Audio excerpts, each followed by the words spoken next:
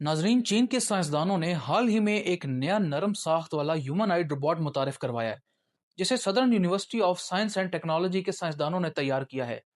यह रोबोट आम सख्त धात वाले रोबोट से बिल्कुल मुख्तलिफ है, क्योंकि इसका डिज़ाइन इंसानी हड्डियों से मुतासर है, जिसमें लचकदार लिंकेजेस, काबिल फैलाव चैम्बर्स और मजबूत केबल सिस्टम इस्तेमाल किया गया है।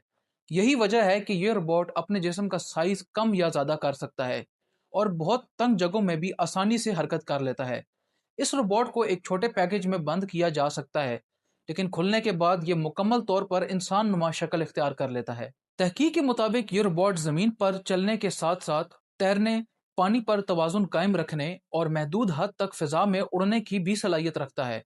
तहम एक बात वाज़ेह करना यहाँ बहुत ज़रूरी है कि ये रोबोट खुद से परिंदे की तरह नहीं उड़ता, बल्कि तजर्बात में इसे इजाफी फ्लाइंग डिवाइसेस जैसे कि ड्रोन या फैन सिस्टम्स के साथ उड़ाया गया है। इसका वजन कम से कम है, जिसकी वजह से ये पानी पर तैर सकता है और डूबता नहीं है।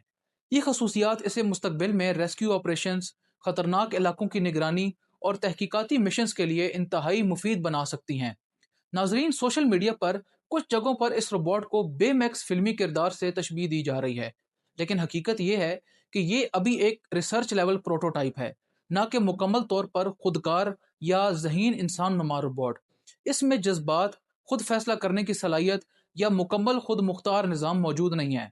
इसके बावजूद माहिरीन के मुताबिक ये टेक्नोलॉजी रोबोटिक्स के शोबे में एक बड़ी पेशरफ्त है, जो मुस्तकबिल में नरम, महफूज और ज़्यादा काबिल इस्तेमाल रोबोट्स की बुनियाद बन सकती है।